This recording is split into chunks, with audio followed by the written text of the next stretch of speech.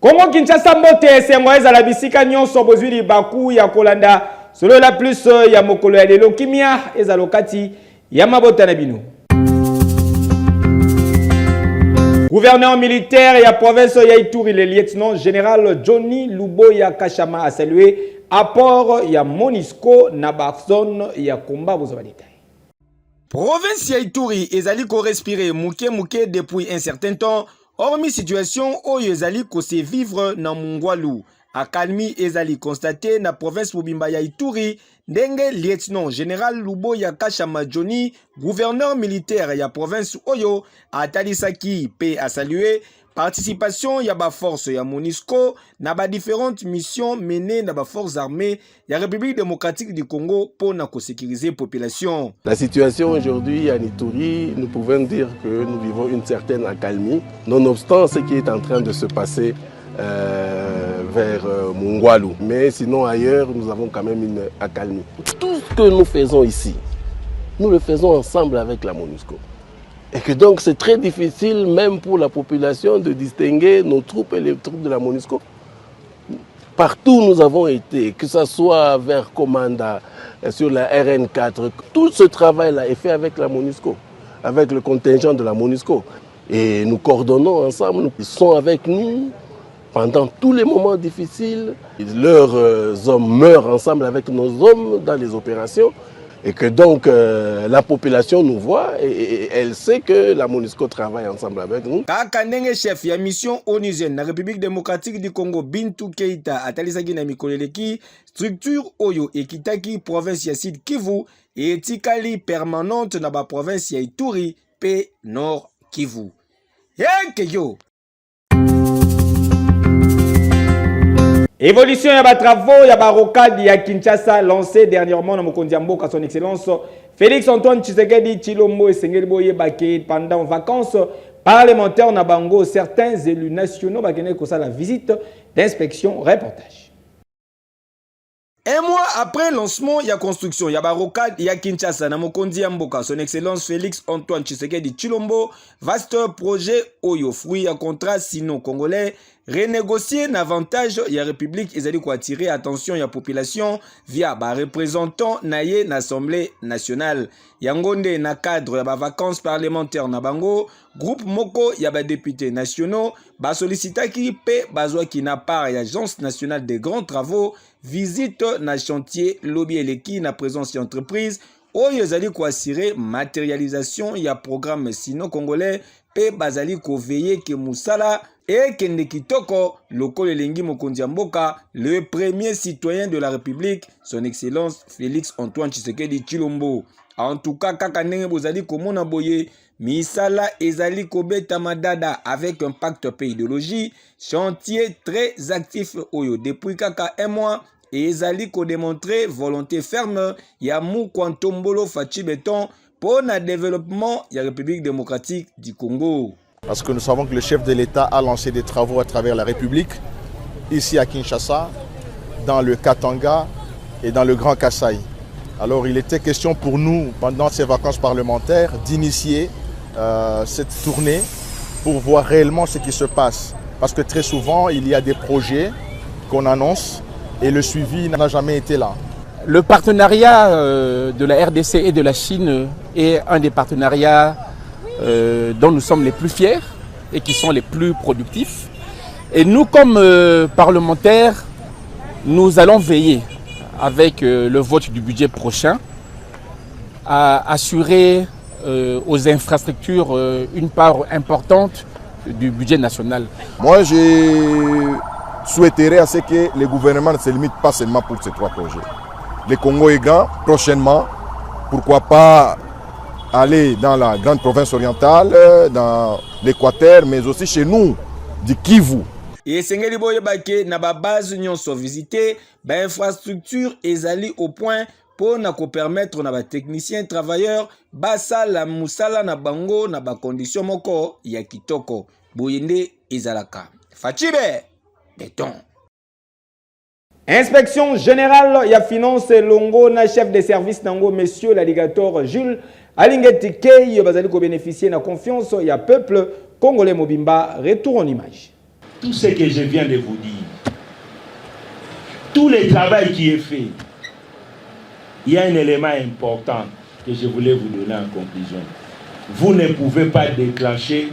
une véritable lutte contre la corruption dans un pays s'il n'y a pas de volonté politique. Congo Kinshasa yokelanga nanu eloko oyo pona nini motema mabe ya boye pona nini motema ya bondoki boye lisu muse moko o inspection générale ya finance IGF pe inspecteur général na yango chef de service Gilles Alingete monsieur l'alligator basali ezali obele po ba réclamer mbongo ya bana mboka mbongo ya ba congolais pour un intérêt général de la République démocratique du Congo, selon vision à Mokonzi Mboka, son excellence Félix Antoine Tshisekedi Tshilombo, Fachi Béton. Campagne de diabolisation monnaie nezali kosalama, ba pesi bambongo par-ci par-là, pour na kobebisa image ya IGF, pour na monsieur l'alligator Gilles Alingete, azali ko contrôler systématiquement ba dossier ya ba forage, lampadaire, pe salaire ya ba fonctionnaire. Kasi soki otali malamu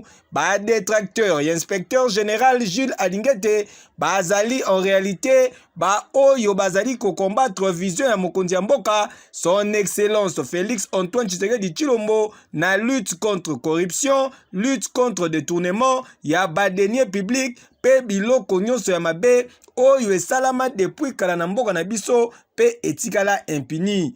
Nous avons 145 604 agents et fonctionnaires de l'État qui sont dans les fichiers de la paie avec des numéros matricules fantaisistes. Deuxièmement, nous avions constaté les cas de 53 328 agents et fonctionnaires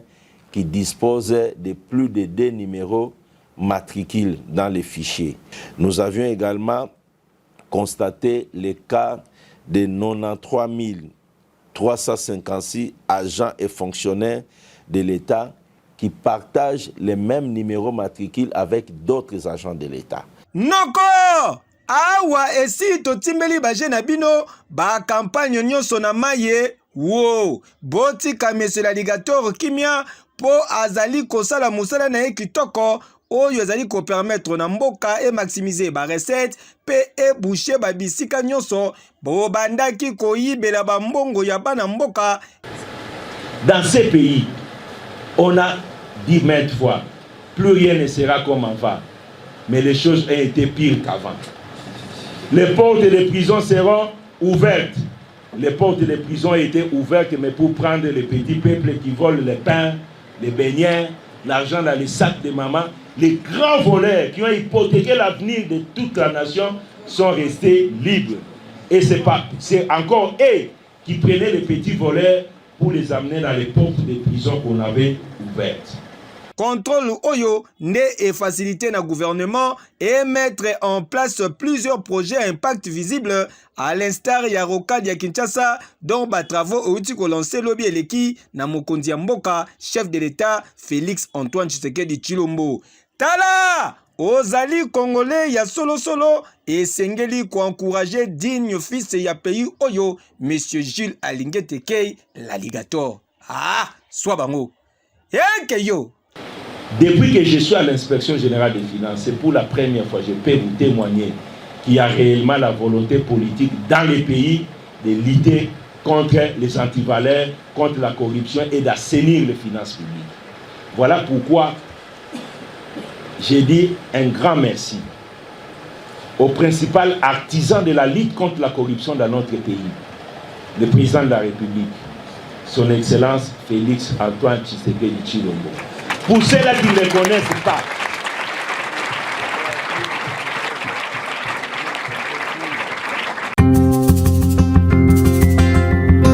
tolela na baye bazali kolela to seka na baye bazali ko seka to poursuivre selon la plus ya mokola lelo na page noire oyo.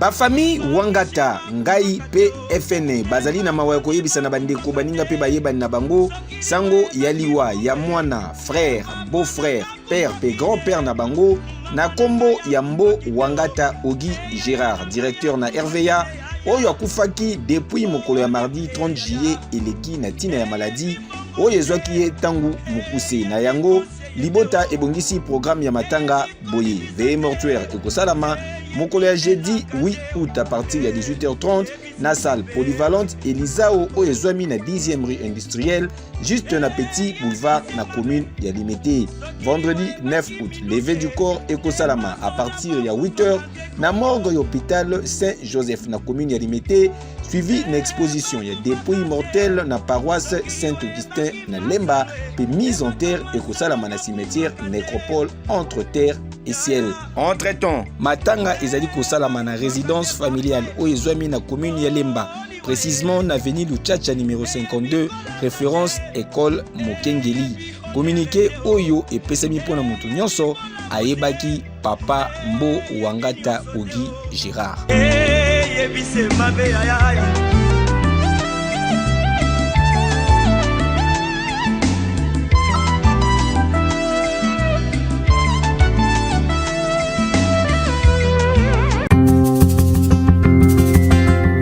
Na village Vunda Mavoka tozali bongo na commune ya Monga Fula basala ka ba brique na ndenge ya kosakana te bana mibale oyo na cadre ya article 15 na bango bakutanaki na Serf Luzolo.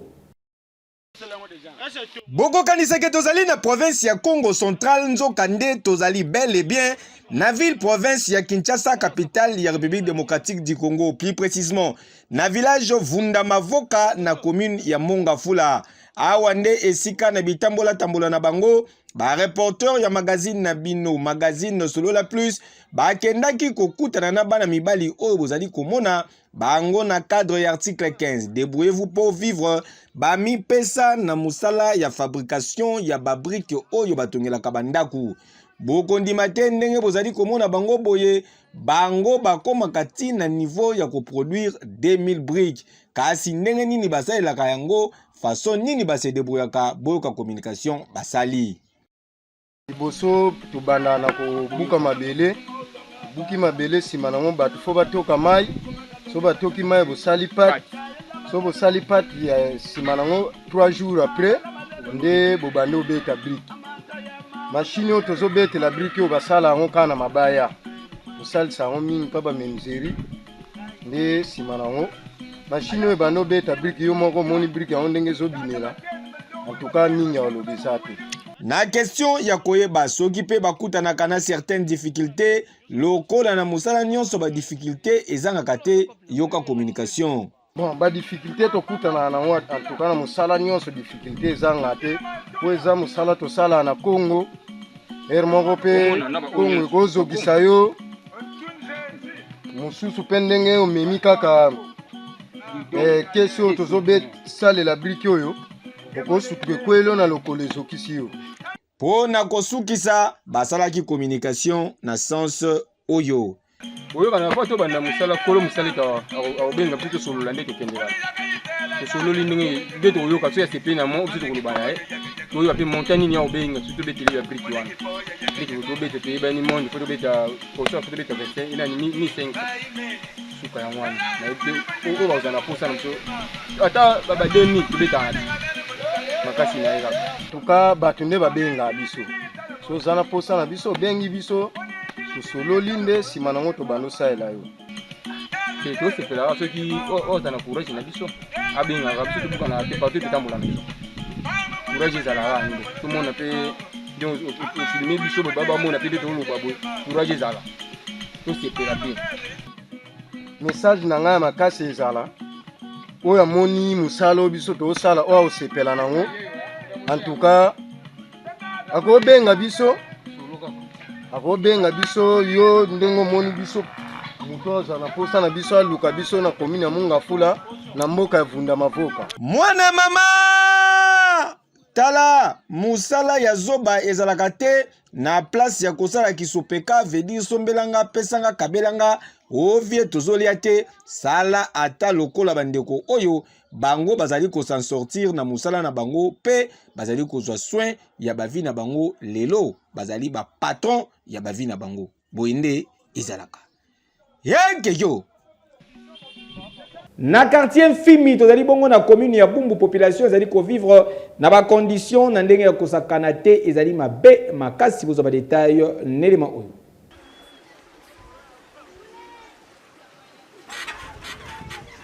Tozali na commune ya Bumbu na quartier Mfimi esika wapi équipe ya ba reporter na biso ekitaki pona kosalela bino constat kolakisa bino na ba condition nini population e vivara kotoyo awa neti tozali na venir révolution na direction Khartoum awa bazali na problème sérieux ya passerelle pona kokatisa pe kolekana na ngambo mususu ezalaka na risque ya makasi na ndenge kosakana te po passerelle na bango oyo ya manzanza ekoma na eta moko ya malamu te batu bakweyaka awa basietaka boza na ide te oyo bozali komona ebukani boye ezali pont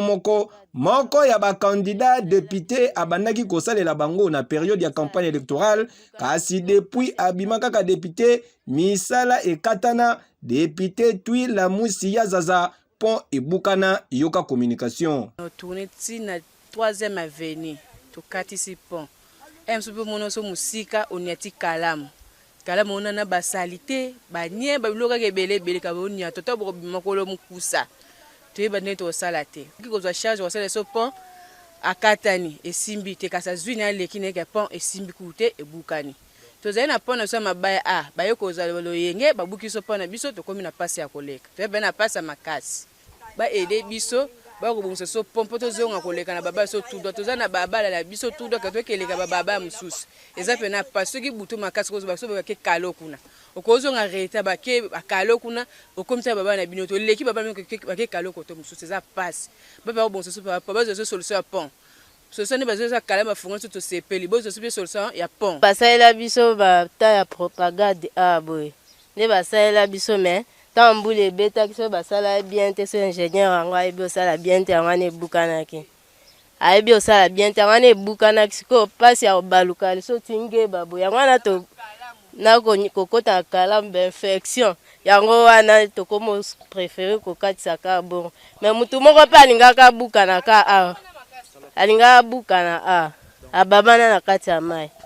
risque ezake soko kwei vertige oko olingo leka bokwei nde mususa na akweyaki malgré to abukana te mais akweyaki vraiment tina kati ya kalamu il faut babongisela biso batela biso bapont ya bien bango moko bazwaki charge ya kotela biso pont ya bien to vote bango to vote ekomi su o ebele to vote azwi sikoyo pont yango esali même pas une année bukani soki opusani na ngambo mususu bazali na problème ya courant ndenge kaka bozali komona boye awa babanda kosala misala ya nzela kasi depuis balongola bapoto badeplacer yango mpona kopermettre ke misala esalama courant ezonga te misala pe ezali kosalama na lanterne moko ya kosakana te SNEL azwela bango solution te au contraire baagent ya SNEL baya bakata basinga ya kote oyo bakinda nango ti lelo yoka lisusu communication oyo bon ezali boso ya nzela oyo baosala nzela oyo baosala bien mbe eza lent eza pela lent makasi parce que bango nde basali ke po nzela bakotumbula ya bapesa bapoto ya batina biso ya courant ya SNEL nde balongolaki yango mopanzi kuna mpo balongola bapose mpo bango basala misala bango misala yango te sikoyo bana batika bongo esima baosala sute parce biso tosufi na courant mikolo quartier mbimba oyo toza botona problème ya courant bana bato batalimete baya bakata singa bakende nango soki moyen ekozalaki balongola bapoto ekweyana batia biso na ngambu koto batia biso courant mpo mikolo bamoi oyo sans courant tokufa eliwa yango tosengaka toasusuka ya courant ezonga sisa nzela bango basisa baterasi na bango batia biso courant mpo tozala bien kasi awa na quartier Fimi mama na likambo ezali nde likambo ya mai bango basalelaka kaka mai ya forage barobine etikala esthétique ya podium régie des eaux musala mabe na ndenge ya kosakana te population eleli. Obie tozalaka wapi so tozalaka mboka so tozalaka Kinshasa na comprendre te ti biso mai ya pompe ka ba forage bitu ese beli passe na komera biso koto mai bana osusu te na si ko sata ba inani mais facture à l'état eyaka mai bana osusu te neti ba musu akoma to bwina echo akomo to ndenge ya lingi ne biso na se koto to imbo to mona mai te mais facture eyaka nango kaka neti ngana kata ndao ko ata ba di facture et na futa na mwana maite pona se 4 ans ngoyo na mwana maite tant que na bureau be sa biso kuna kete boye belé po boza ba mebele po boleka ba mai to ba to lemba na biso neti nga so facture e pa kutana betela kena ngate pona mwana mai bana on futa nini bito vota ki bango ba ba usunga biso ba yaki awa to sunga bino pompi courant boye tout ça si to bana to pesa ba voix na biso to zo matema mamozo ezo mona na telo ba leko ba sta to mba so ngote po mai bi bana ngo petit. Donc d'après toi il y a tout monde toi il y a pas problème monter tout le monde a car donc par mois mai bimaka mbala moko car au moins maman ya pompe bibi na ngona moi qui dit ba boye monsieur bimita 9h 13h ekei soko zala kité au raté ming to sela ka maya mbula na maya forage donc biso anelanga penza ezara pasi makasi pona mai na sera elanga pona mbula kutu ya pasi poto zela moya maya mbula ngome mbula ngo peso beta penza te donc to vraiment na pasi makasi ya mai na bangomba o to ke luka maya forage musika donc itoza na pasi penza makasi boso batando kezwa kuna monastère lelo nde ba mo ba forage ye mais ngomba nde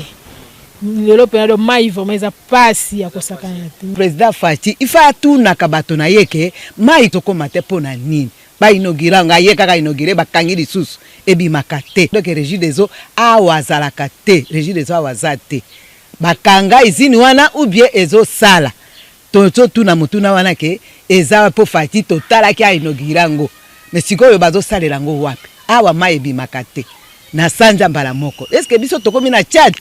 vraiment ezate tomatarati likolo tokeli na ba forage pona pena ba pompe et bima vraiment to baloba qui paraît na un mois comme une fois après un mois msusu